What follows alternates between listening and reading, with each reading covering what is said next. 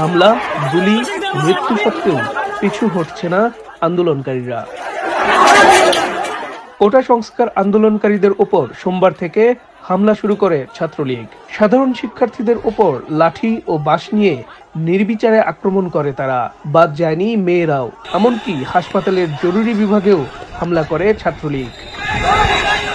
ভাবা হয়েছিল এতে হয়তো দমে যাবে কোটা সংস্কারপন্থী আন্দোলনকারীরা, কিন্তু হয়েছে উল্টোটা।